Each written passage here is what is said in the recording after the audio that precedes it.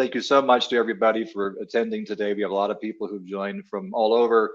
Thank you very much to Steve Philp for introducing and moderating. And thank you to Michael Sherwood, our esteemed guest from the city of Las Vegas, who is someone I've looked up to for a bunch of years, been following him for a long time. I'm so honored to have him today speaking with us. And then David Knight, one of our favorite partners, who is leading a company called Terbine that is doing amazing things. We've never seen an IoT hub this powerful, so we're super happy to have them with us today, talking about digital twins in the city of Las Vegas. So what led to all of this was an initiative that we launched that David heard about and reached out to me, and we talked, and here we are. That initiative was called Clean Cities, Clean Future. It was announced last year, and it is an initiative in which we have pledged to sponsor the implementation of digital twins in major cities around the world that will help energize the race to zero in these cities, specifically focusing on helping building owners and infrastructure operators find cost-effective ways to eliminate or significantly reduce carbon emissions. And the type of technology that we are introducing, you may have heard of digital twins. Gartner has called it a leading technology trend in the world for the last, I think, 3 years running. But as a general category, digital twins are virtual representations of real things in the world, connected to the data in and around them. In the case of urban digital twins, these digital twins are connected to the physical built environment in cities, buildings, transport networks, physical infrastructure, landscaping, etc. And all of the data in and around those particular object types, which would include everything from public data to sensor data to sophisticated 3D architectural models and things of that nature. So all in the same platform that primarily allow users to optimize every aspect of design and planning, construction, as well as ultimately the ongoing operations and management of cities. So this is a bold new technology, kind of an umbrella technology that has its roots in things like GIS and BIM and other more familiar technologies, but has really evolved beyond that to encompass everything and pull all of those together.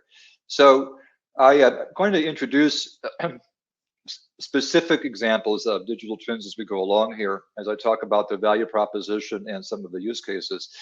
I believe it was ABI research that recently published some figures that suggested digital twins would help building and infrastructure owners significantly reduce operating costs by as much as 35% upon implementation, boosting productivity, which would include everything from work orders to maintenance, things like that, by 20%. And of course, helping to significantly cut emissions, which we'll get into in this presentation. There was a Forbes article not long ago that cited and predicted that over 500 major world cities will rely on digital twin technology for daily operations over the next 5 years. You have forward-leaning cities like Las Vegas that are already taking significant steps down that path. Overall, the same folks at ABI have predicted that these cities will save over $280 billion in city planning, development, and operating costs over that same 5-year time frame. That would explain why digital twins are getting so popular, going from a $3 billion global market last year to a $48.2 billion global market coming up in the by 2026. So it's a substantial market growing at a substantial pace. Where we participate in the digital twin space, or the urban digital twin space, is focusing on buildings and infrastructure. Buildings are as it's known, the largest polluters in cities. Around the world, again, taking into account that the average city is about 30,000 people, buildings are responsible for 50, 60, 70% of emissions. But in larger cities like New York, Vegas, and others, it can be 75, 80, 85% of total emissions. Globally, in terms of the total calculus, 30 to 39% actually, depending upon whose research you believe, of total emissions come from just buildings. And in the built environment in America, where we focus a lot these days here in Europe, 3/4 of all our buildings will have to be retrofit to meet Paris climate goals. Now, today, the situation is that of the 6 million buildings that we have in this country, office buildings, only 1.7% are actually truly green. or meet those criteria. And among those that are net zero, I should say, only 0.008%, or less than 0.1% are actually, or 100% are actually net zero. So there's a long way to go to get to this Elysium, if you will. So how do building owners get to net zero in the first place, and what does it even mean? So it's really a combination of different things. Buildings today consume a lot of energy, as you just learned, if you didn't know that already. And that's a combination of things: heating loads, cooling loads, et cetera, lighting, mechanical equipment, specialty equipment, et cetera. It's a lot. So the first thing that they need to do is implement a smart building or a smart energy system, which will help them remove 15 to 20% of their total consumption, and then deploy a renewable strategy, which could be a combination of things: solar glass panels, geothermal, etc. Other sources, wind, if the site allows that, and in a certain configuration. And then whatever residual dependency a building would have on fossil fuels, whether that was something like, it will change, of course, by building type, because you have warehouses, you have data centers, and you have skyscrapers, and all different energy profiles. The more energy consuming will still have a large dependency on offsets, and those need to be procured. And those can be procured by or through sources that basically take carbon out of the air, like Western forests that are sources of offsets all over the world. In fact, if you look at the recently passed Massachusetts or City of Boston commercial building energy ordinance, they are now requiring building owners to eliminate emissions. And if they don't, they get penalized. And the way that they eliminate emissions, they've actually done their calculus. I was really impressed by their work. They have calculated that all the emissions in Boston, they have enough forest in Massachusetts to to account for and to take care of 25% of Boston's offset need. The other 75% will be met anywhere else. So amazing how this is going to stimulate local climate economies, not just take care of things for building owners. Of course, all this has to be continuously monitored and certified over a period of time. Now, I think what's driving all this, the actual budget's coming out like 1.75, so neatly half of this. But that's still going to generate a $200 billion market for green building retrofits in the United States in the years to follow. And part of the challenge is that it's basically had historically been money. It's been $2 to $7 per square foot to execute a retrofit. That's something like $600,000 per 100,000 feet of office space. By the way, the U.S. office market has 100 billion square feet and emits something like 2.3 billion metric tons of carbon into the atmosphere, carbon and other constituent gases every year. 2.3 billion metric tons of carbon. So we have to get building owners thinking differently. The payback period on much of these ranges from 2 to 15 years. It is for the green building retrofits, averaging 4 to 7, more like 10 in most cases. And most commercial building owners, even institutional ones, require a payback period of less than 3 to 5 years. So really, you're just seeing owner operators adopt green buildings more than anything else because they have different economics, and that needs to change. And as such, only 1% of all annual operating revenues are reinvested in LEED building retrofits, which needs to triple to hit Paris climate goals. And it's just not happening. So among the many challenges, there are a few. One is the technical challenge of itself of taking a process which is very manual right now, green building retrofitting. Green building retrofit consulting is basically small architecture firms, some engineering firms provide these services. It's a cottage industry of different companies using different approaches. That has resulted in thousands of tools being used for the same purpose and confused everybody. And it's become a challenge for owners to take up solutions like this without knowing better. So there was a need for a couple of things. One was for a digital solution, a digital twin that would be able to aggregate all these key disparate, disconnected pieces into a common framework that would then allow us to simulate that green building retrofit process in advance, simulate and understand which energy management system should we be using, which renewable system should we be using, which behavioral change management system we should be using. And when we use them together, what outcomes will we get? How much energy will be reduced? How much money we will save? So on and so forth. The digital twin is powerful for being able to model all of that. And then track it, because those of you who know net zero buildings know that 30 to 50% of them don't perform as per what they're supposed to.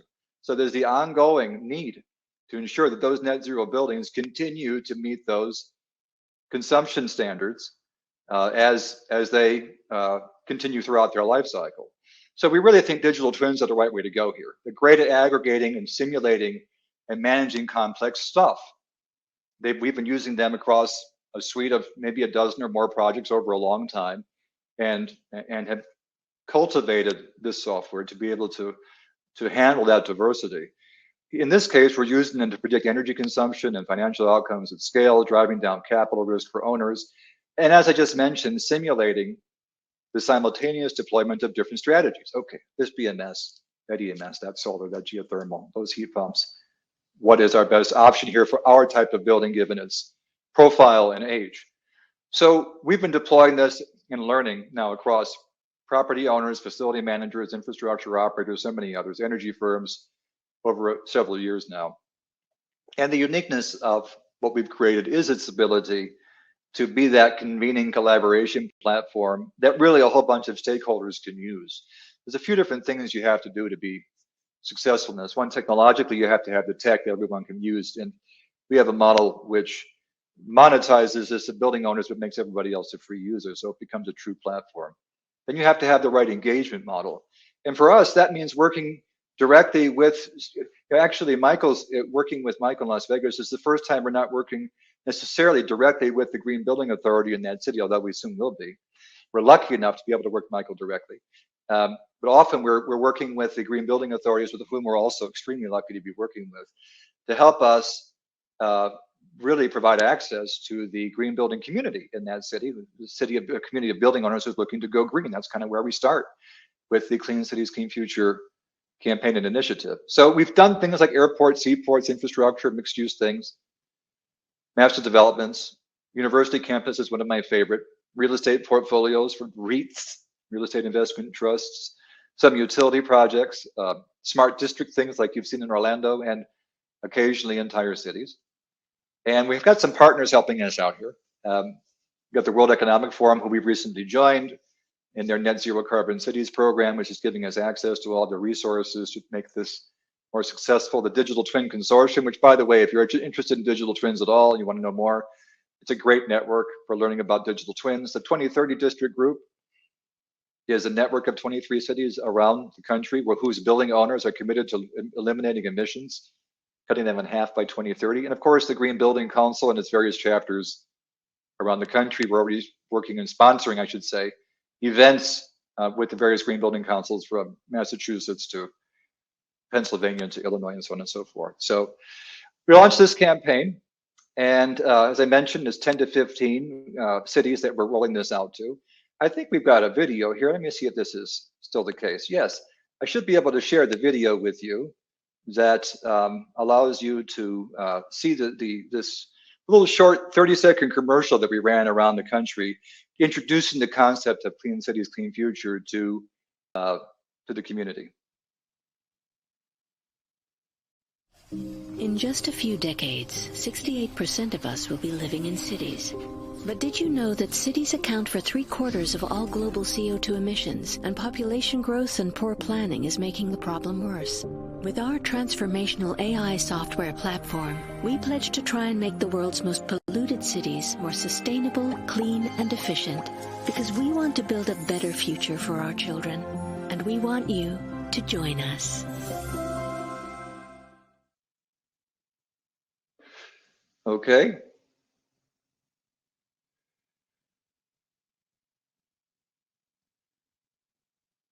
Thank you for that. So a bit about this campaign, and I'll be through the introduction to this, but it was mentioned a lot in the media recently. We got all kinds of play, which we're super excited about. And one of the things we're targeting here is to make this so affordable that we can unlock $3 to $5 per square foot in value for owners for just 10 cents per square foot, which is less than they pay for almost any type of software. It's almost basically a toll. And it's really designed for everyone to get access to at scale. So let me quickly show you a glimpse of what the software itself looks like, so you get a little picture of this. I'll play this through, and then I'll go into the program for a couple of seconds, and I'll hand it over to David.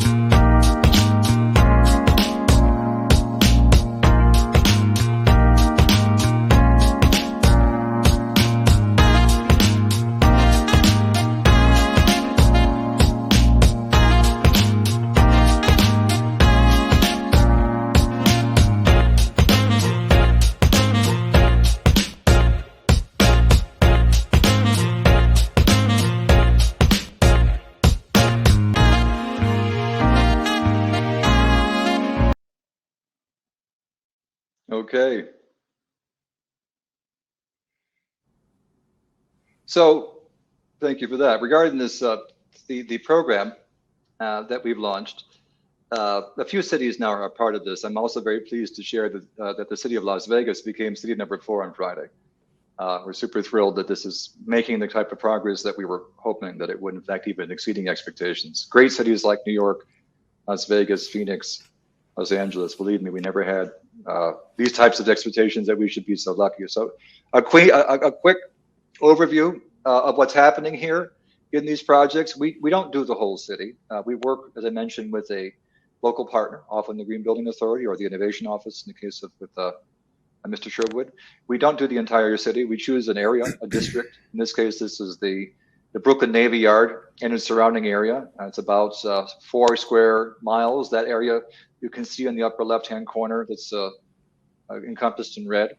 And what we do is we, in the program, we work with partners to create a unique instance of Smart World for that city that combines the softwares of different local partners that are preferred for energy management, for renewables assessment, for things of that nature, everything required to help a building owner get to net zero. The thought process here is that there are different tools to do this, parts of this, and that we really want to create an open ecosystem of these tools, allowing ultimately building owners freedom of choice. In the case of New York, for the purposes of the first pilot, Build E is that energy management software, very successful, used by the 2030 New York District Group.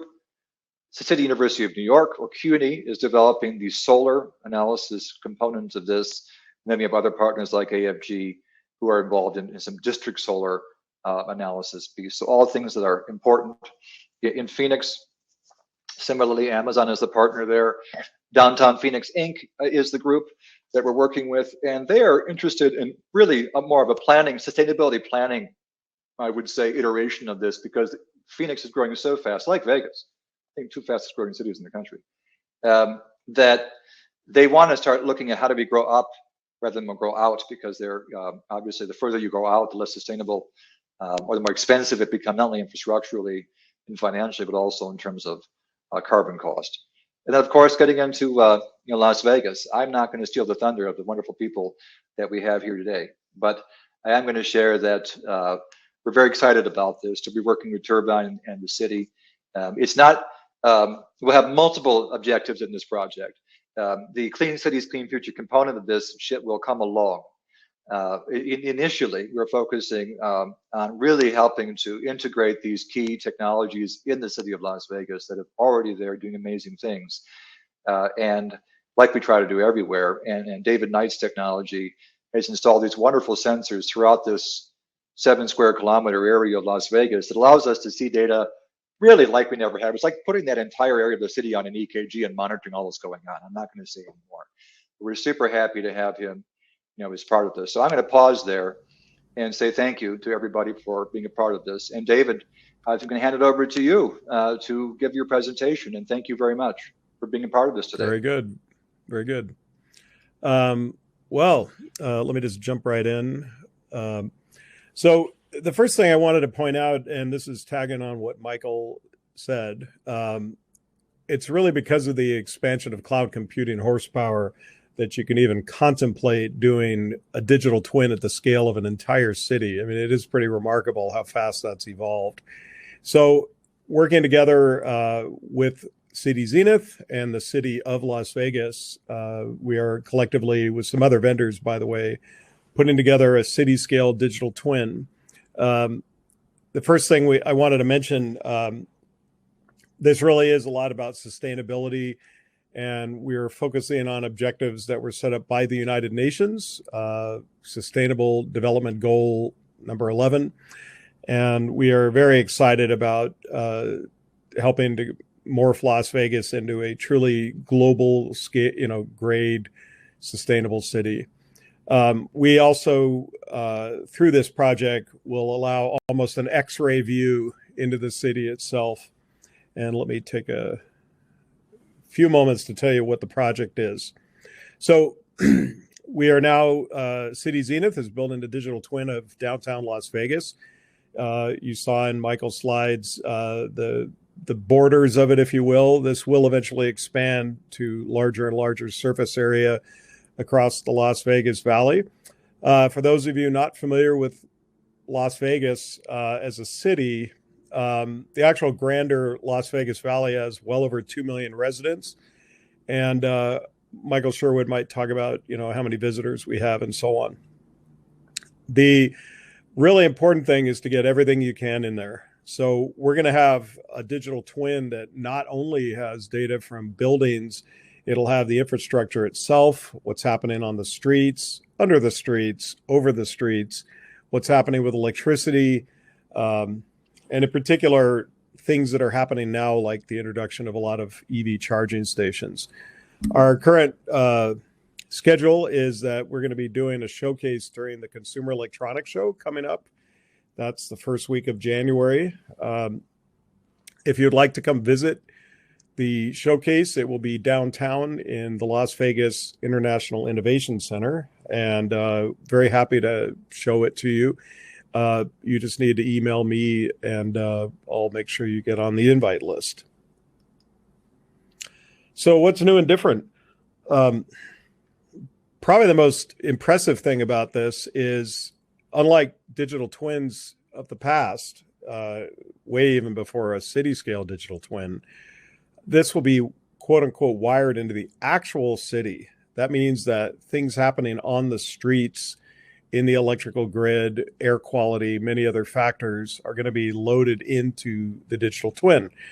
Eventually, this will allow control by the city itself. So if you're in the traffic department, you'll be able to control things like light timings.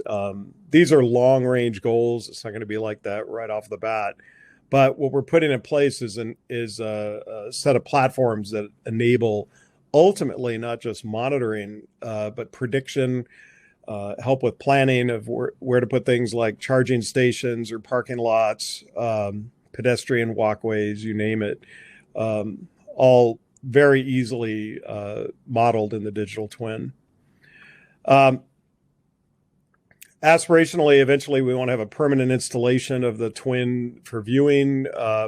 The CES showcase will be sort of a temporary setup, but eventually we want this to move out into the streets itself through things like augmented reality. The data, which I'll show you in a moment, is going to come from a very wide range of systems, not just what the city offers, but also the county, the state, and a whole bunch of commercial providers. We're already working with companies like Cisco on gathering data for this model. And using a machine learning-based permissions model, as I said, different users who have the right security access will actually be able to control things through the digital twin, which really is going to be very, very innovative. And frankly, this will be a showcase of taking digital twins to the next step, where they become a vital part of not only planning, but operating the city all the way down to the level of individual buildings, as Michael mentioned. We're going to have sensor data from a wide range of sources, as I mentioned, And then they're going to go into the data exchange platform. And this is the Terbine part. We have built a sophisticated data exchange platform that does quite a lot of work. I'm not going to go through these one by one, but as you can see, these are, again, sophisticated things that need to be done to create an environment for the data to be not only shared, but protected, and eventually monetized. We believe that we will, over time, be able to help monetize certain types of data that are generated by local governments. Right now, there's no mechanism for that. There's no market for that anybody's set up, and we're trying to do that. And everything's highly, highly tracked so that you can know what's happening.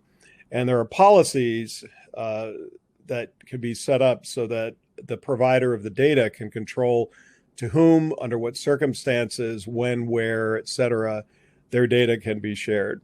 And in this case, we're funneling the data into the digital twin so it can be visualized. This is the only slide I'm going to show on the Terbine data exchange platform, but you can go to turbine.com and check it out. As far as we know, the first grand scale data exchange platform for the Internet of Things is Terbine. And this is not one of these data analytics platforms, of which there are many hundreds on the market. This is literally something that lives above all of those and can actually facilitate moving data between different platforms. It's something that wasn't really needed until now. A good analogy is how commodities were exchanged by brokers yelling at each other on a trading floor. And as the volumes and velocities and geographic dispersity of commodities exchanging got bigger and faster and so on, they had to come up with a digital system. And the digital system is not the same as a brokerage. It literally has to deal with things like regulatory compliance and monetization and setting prices and executing trades. That's what the Terbine platform does. It's like a commodities exchange, but for the data of the physical world. Now, as we go forward, this is going to get, to be bigger and bigger. As I said, we want to get to where augmented reality, virtual reality, and other technologies for display and rendering are involved. We also want to make sure that other cities can come look at this, really trying to, let Vegas be a real sentinel for how this can be done, a really leading edge city. And I do want to mention, I know Michael Jansen shares my sentiment on this. It has really been a pleasure to work with the city of Vegas, who really gets things done. And, we hope other cities will take a lot of cues from Las Vegas in terms of not only how do you do these things from a technological and implementation standpoint, but how do you make them happen? How do you put in place policies and decision-making processes so that, you can not only keep up with technology, but stay at the leading edge of it. So that's my the overview of the project. Great, thank you very much, David, and thank you, Michael, for that initial presentation. Before we go into the Q&A, I just wanted to bring in Michael Sherwood and see what he thought, and maybe to summarise what he'd heard, and to give us an indication of what the feeling is in Las Vegas with regards to the digital twin. Thank you, Steve, and thank you, David, and thank you, Michael, as well. It's a pleasure to be here today and have this opportunity. Look, the bottom line is that digital twins are going to be the future of how cities are managed, how they're operated.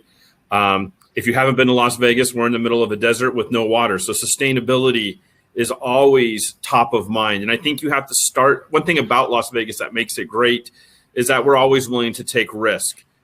People are willing to build large structures out here, and people fly and have entertainment here.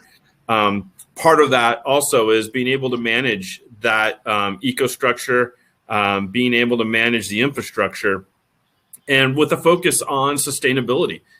We continue to grow. I think Michael said it. We're one of the fastest growing regions in the United States, constantly bringing in new people that are calling Vegas home, which is a great place to call home. But as part of that, we have to be able to really start understanding how our city operates, and the opportunities that this digital twin, this modeling, will allow us to start predicting the future. or as well as see what kind of impacts we can make today and how they might impact the city several years down the road. So, with that being said, I mean, we're really excited. We really believe this technology is going to be a game changer, and it's going to propel our city and our leadership to make better decisions, and to be able to really have an impact on sustainability efforts across the board, not just in some of the areas we're looking at, traffic, buildings, but in the general area throughout. So we're very excited about that. I don't know if that was the buzzer for me to shut up, but I will take it as that is my time is up. So I know there's probably a lot of questions out there, and I know this, between Michael and David, and myself, be more than happy to answer questions. But let me just close with this, is that it's been a pleasure to work with Cityzenith and with Terbine, and to allow Las Vegas to be one of the cities, wanted to be number one, but we'll take number 4 in this case, to go live with this project. So very excited, and I hope you're all here during CES to see what we unveil. Brilliant. Thank you very much for that, Michael. As Michael said, we're open for questions. So please leave your questions and comments within the chat, and we will endeavour to get round to all of those questions prior to the end. So if we look through the chat now, we'll just go into the Q&A. So James asks, what is your pricing model? I'll put that one to Michael Jansen. Right. So the way that we are working, as a company, we do a few different things. We will do large-scale private digital twin projects that come from all over. Some of them I mentioned in the presentation. We'll also work with companies as partners. We'll customize our technology to be distributed to their channels as either their product or as a bundle of their product. We do this for private installations. With CCCF, the model is interesting. We don't charge any of the city intermediary, NGO, or other users. The model monetizes to the building owners, and in those transactions, that's how the software is paid for. There's a whole piece of this that we're incorporating now, which is interesting you mentioned this. As I talked about a couple of things. One was the digital twin, which gives you the roadmap for getting there. But then there's also the money, because there's money involved in this, and there's different ways to get money for retrofits. Often energy as a service is a common kind of fallback where companies will come in and they'll kind of finance the retrofit and pay it out of savings over a period of time, typically 10 years. One of the partners in this project, a company called Oxygen, that is a newly formed carbon offset company with substantial resources, has developed a financial product to finance the green building retrofits for individual building owners entirely for free, leveraging what's basically called carbon offset arbitrage, loaning against the future value of carbon offsets, which are growing at an incredible pace. So that's going to make it extraordinarily compelling, because the building owner then will basically get the entire retrofit paid for, and not in 10 years, it'll be done 2. And subsequent to the payback, their energy costs will be substantially reduced, which will substantially increase the asset value. So it's a win-win-win-win play, and we're looking forward to rolling this out everywhere. We think this is what's needed to kick the market, not really kick it in the pants, but to give it real estate. I come from this world, architecture and real estate, and building owners are very conservative unless something makes a tremendous amount of financial sense and also is being adopted at scale by others. That's why this is all kind of part of what's happening here. Really, these projects are to really experiment in part. One of the objectives is with this green building pathing, as you will, retrofit pathing, and that will be how the CCCF rolls out in the future. So, great, thank you for your question. I appreciate it. Brilliant, thank you, Michael. Put all your questions in the chat now, and you can direct them to anybody. But this is the time to do that. Thank you. So a question from Paul. He's asking, can you guys comment on if the digital twin can be connected to a supply chain process? How about you, David? Yeah. If you mean something like what you might facilitate through SAP, for example, anything can be fed into the data platform through almost any connectivity type and language. It's pretty agnostic as to that and the data types. As far as facilitating a workflow, that would probably be something you'd want to kind of lay out and architect a bit so that it makes sense. And especially if you need humans in the workflow to, say, authorize and approve things. But we've done that in other realms. It would actually be quite interesting to do that in the context of a city-scale digital twin. Anything to add on that one, Michael? No, I'll let that go. We've got a lot to get to in the chat. We have. So John is asking, is there any correlation between the technology and the metaverse? Well, all three of us could jump on this one and have fun for the rest of the session. The short answer to that one is that the smart world was always envisioned as a metaverse from the beginning, but it's a professional metaverse designed for built environment related professionals, which is a large category, to be able to do something. So I think not every digital twin solution is a metaverse solution, but some are. Some are. I'm not sure, John, if you asked this question. Some digital twin solutions are strictly managed services. So they'll come into Mr. Sherwood's building and they'll offer a package of services. We'll connect all these systems together and we'll manage it from somewhere else for you. But it's not technology driven per se. It's manually driven. It's manually monitored. So it's kind of like a stitch together, which they have to then do differently project after project. So what digital twins allow us to do is automate all of that and to create an environment in which others can do that. So the reason I say that we're as close as I see to a digital twin metaverse is that what you can do in Smart World today is not just look at GIS data, but you can manipulate the environment. You can delete buildings, you can make your own buildings, you can import buildings, you can mock up little what I call massing model buildings to test scenarios. For example, if you're planning a campus and you're not even at the design, real kind of detailed design stage, there are tools in Smart World that allow you to create these little objects that you can run simulations on, solar studies, advanced AI things, and energy analysis, carbon analysis, all at the design stage. So that way, I think it's become a real world metaverse for city building, if you will, or for decarb, which is part of it, So, but it'll be, my hope someday is it's a real successful, my hope someday is that we would create, Mr. Sherwood, Mr. Knight, and myself, the beginning of a useful real world metaverse that citizens can take part in so that they have an identity in this digital twin metaverse. And the same way that building owners and infrastructure operators and so many utilities are getting value from the digital twin by helping them to optimize operations and planning and all the construction and all those things. Why can't we help people with this too? Why can't we help people develop a carbon footprint which suits their benefit? And if we get to the point, I think one of the drivers for that will be, I actually believe we should pay people to do this. So if we're giving carbon offsets to building owners, or allowing them to buy them for decarbing, and if we ask citizens to decarb too, I think we should also be awarding them carbon offsets. They actually can make something out of it.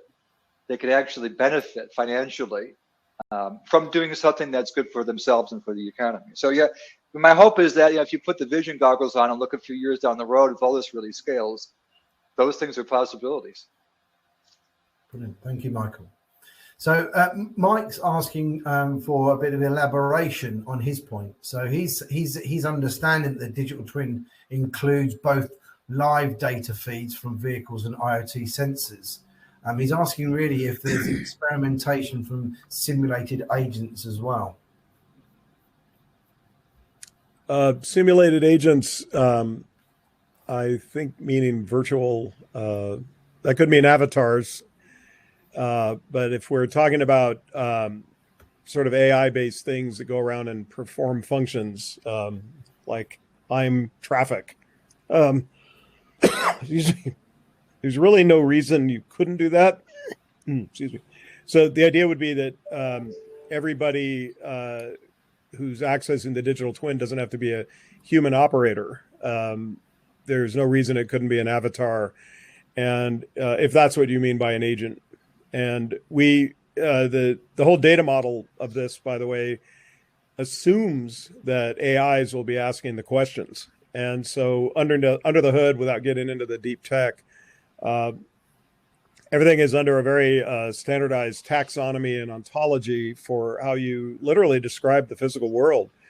And it's quite resolute. And so instead of saying there's a lot of traffic out there, it says, well, there are these vehicles, and vehicles are finite things, and it's a type of vehicle. It has a velocity, a vector, and a location, and other attributes. And that way, if you present things with that level of granularity, then an AI has the possibility of manipulating data coming from those. I don't know if that answers it. But. And I would just add on, David, that as we continue to provide and install IoT sensors across the city, we have the ability to take historic data, elevate it, and then inject it back into the model to create like a rush hour at noon if we wanted to, or to look at when we have large-scale concerts or large-scale events and saying, hey, this is what it was during that event. Let's go ahead and move it forward and increase the traffic by 40%. So, well, it'd be a simulated agent in traffic. It would allow us to get an idea of what to expect during that time frame, which would help in the near term, public safety response, safe security, as well as manage traffic, which may be not only of interest to the city, but might be of interest to hotel operators and others in the area to play more of a sustainability model on how we can reduce the traffic. Can we do more bike share during those times? Can we do other forms of transportation? And how would that impact our model? So, there's a lot of ways. I think David explained some and Michael's explained. There's just, you got to look at it, there's a lot of possibilities with this type of modeling and system that really, for whether you own a factory or you're running a city or a building, can be a huge wealth of information and knowledge, ultimately saving you money and creating efficiencies. Excellent. Thank you, Michael. So just to sort of expand on that, Sam is asking around the types of data that's needed to be collected to build the digital twin. I mean, that's quite an overarching question, but yes, but that's a common question. That's a question we're asked all the time. So there's two kinds of data. And hi, Sam. Sam is a dear old friend from Dubai who we did one of our very first digital twin projects from back in 2008. So he is a pioneer on this call. He needs to be called out. And thank you for dialing in so late, Sam, from Dubai. There's really two buckets. One is the model data, and the other is the use case data. So the model data will be everything it takes to build the 3D, in this case, digital twin. So that will be aggregated from different sources, and digital twin platform like ours is been architected to allow the easy import and manipulation of those common data formats in cities. So GIS, BIM, for those not familiar, that's building information modeling, CAD drawings, rasterized drawings. There are multiple types of BIM files, all of which can be converted to what's called a common GLTF 3D format that becomes a base standard. And so there's some total kind of creation of the digital twin itself. And more, you're getting a lot of great help with that we didn't have before. It used to cost us, when we used to be doing Cityzenith, we used to have to buy all of our city models one at a time from a unique modeler. And it was a lot of time to commission.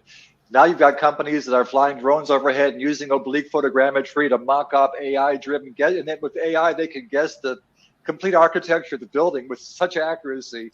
That's amazing. There's a company called Black Star or something like that, AI, which just raised a bunch of money for this. So Mapbox is another company which provides baseline models.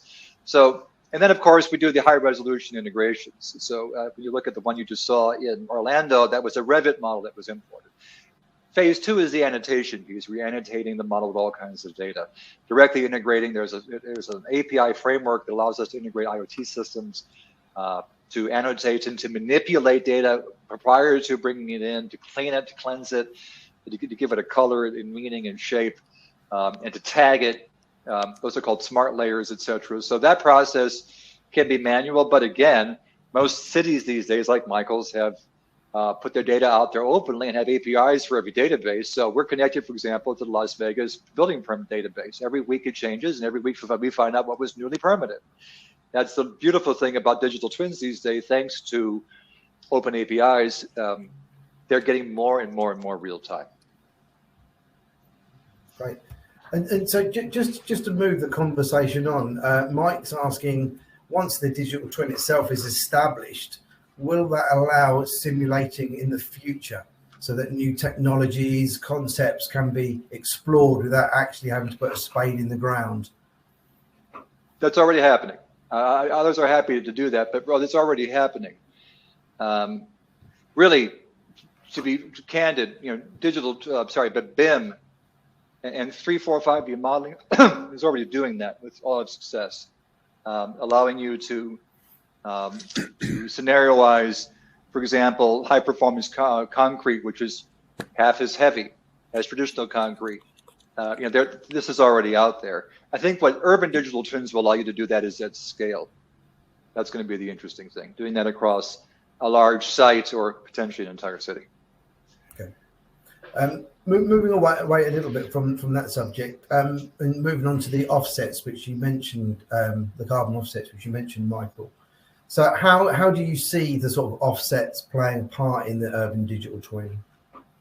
Well, this is a new area that's being explored, but basically what you're doing, if we are building decarbonization projects or infrastructure decarbonization projects with every project, you're also creating a demand for carbon offsets with every project, because every project will require carbon offsets, which means that you need to meet that with a supply of some kind. And I think this is going to create a very interesting model of supply and demand, and will effectively have a rebalancing, help to rebalance a lot of critical economic disparities in the world. The company Oxygen, I know, uses their money for their carbon offsets to finance the implementation of highly efficient, low-cost homes for people in Africa. They have hundreds of thousands of homes they're building from the timber that comes out of these forests. And with this Clean Cities, Clean Future initiative, they have an ambition to keep the funds going to places like Africa, Indonesia, and elsewhere, but also to be funding the underserved areas of the cities that are the sources of these. So there are many, most of my projects have 2 buildings as a focus. One is a major downtown carbon generating expensive building. Another one is something in an area that is perhaps underserved, so we can demonstrate the power of both and be able to serve the city as one, as opposed to just one area of the city. We think that there's a way to leverage the power of carbon offsets to transform neighborhoods by producing new capital that they just have no other sources of currently. That's a longer conversation, but I think that's where all this is headed. And I think you'll see that in the years to come. Okay. This question, I think I can direct at Michael Sherwood. It's from Paul Stannard, and he's asking, how will you get the building owners and the AEC groups buying in to the project in Vegas? Well, it's going to take time. Any new technology, any new format is something that takes time to develop. But I think more and more companies and more individuals are realizing sustainability efforts are important for cities. If you want to continue to bring in residents and build your tax base, which is what cities look to do by providing the best amenities and the best features, you'll start to see adoption of this, especially if there's opportunities where they can get data sets that the city is providing into the model, and they get to get the benefits of having that data. There's a lot of opportunity there that these building owners and other interests will want to be part of the system. It'll pretty much be like what we today, modern roads and sewer systems, street lights. I think you'll have the digital twin will just be one of those utility products that is available for business, and you can't live without it. So we'll see how it comes along. I mean, again, some of this is theory, but we're going to continue to push it forward. And and we'll see. But I think most businesses, if there's an opportunity to create economic vitality or be part of a sustainability story, are going to partake. Absolutely. Another question coming in from Kieran. So Michael mentioned that Las Vegas was the 4th city to commit and join. Michael, how committed do you feel other cities are to sort of embracing digital twins? Obviously, Vegas being an early adopter. What's the landscape, do you feel? There's two Michaels. That's Michael Jansen. Sorry, I do apologize. I think that I am, as the CEO, I'm super thrilled with the partners that we have and the uptake that I'm seeing. I think their commitment levels are high, and they're actually pushing us. So I think that they're taking it super seriously, and the stakes are high right now. Good. And so some other questions that are coming in. Let's have a look. From Alan, are you guys helping redesign whole cities, single build projects, or both? So maybe sort of David. I mean, you were talking about the specific project. So maybe David have a little answer on that one. How you see that? Yeah. Well, so we're the data guys, right? So our objective as a company is to capture as much of the data of the physical world as we possibly can. That's going to come from both governmental sources, cities, counties, states, federal, the counterparts to those around the world, and then layer in commercial sources like data from car companies and truck companies and power companies. This will, over time, help create a framework that can be used and leveraged to help redesign things that need redesigning. We have to mention, since it was just signed into law yesterday, the federal infrastructure bill here in the U.S. I think we're all really hoping that some of that money trickles down. I know Michael Sherwood is, and that some of that money helps to do things like build new roads, rebuild roads, high performance transportation options. Las Vegas, for example, just authorized putting tunnels underneath quite a bit of the city and allowing electric cars to drive into the city to shuttle people around. It's a really cool and leading edge project called the Vegas Loop. And that is an example of some pretty new stuff. You don't have to lay down rails or all that stuff that takes a lot of time. It literally means you can suddenly just bore a tunnel very efficiently and let the self-driving cars run around in there. So I think not just data and so on, but the idea of creating platforms for new technologies to show up and be implemented very efficiently. Brilliant. Thank you for that, David. I'm conscious of the fact that we're sort of drawing to a close, so I think we'll finish with one question, and we will get back to everybody with regards answers to the questions in the chat. Obviously, COP26 is sort of just drawn to a close, and Kieran is asking or saying that he's read that Cityzenith was named at COP26 around creating a circular economy using obviously digital twins. So I'm just sort of leaving that with Michael Jansen to answer and seeing what your thoughts on that are. Yes, so the Clean Cities, Clean Future initiative has been named as part of this Race to Zero thing happening all over the world, where they're basically taking initiatives like ours. A lot of them are very big. We're modest, we think we can do something very large, but we're modest. But companies, et cetera, others all making these net zero commitments. And I've kind of explained a bit. There's several questions here about the circular economy part that relates to carbon production and offsetting, and the balancing of that activity, how it benefits both the producers as well as the offsetters, and up to basically overturning a traditional development model where the producers get richer and produce more, and they exploit the the other side of the world to their advantage. This is actually going to have a rebalancing effect. I think that could take on larger larger challenges like energy equity and poverty, frankly. So, and at the expense really of the cities that are responsible for most emissions going green. So what a lovely and elegant solution should we get there. So, but yes, thank you very much. I wanted to thank my guests, Mr. David Knight from Terbine, for being here, for being a great partner, and for inviting us into this wonderful project and allowing us to be here. Can't wait to show this thing off in CES. And to Michael Sherwood for taking time with us and for being one of the seriously best technology leaders in North America. Thank you for being a part of this and allowing us to do this in your city. We're grateful. Thank you very much, Michael. And thank you all for joining us today. We will be sending out a recording of this. And as I said, we will get back to all of you who've asked questions. We weren't able to get round to it. Just like to thank Michael Jansen, Michael Sherwood, and David for their time.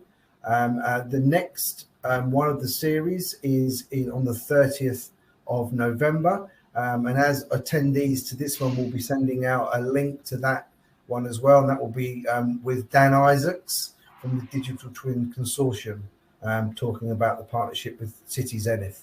So hopefully you can join us for that one as well. But for now, thank you very much. We hope you learned a lot and got great insight into both the project that's going on in Vegas and into, obviously, urban digital twins. Once again, thank you very much for your time.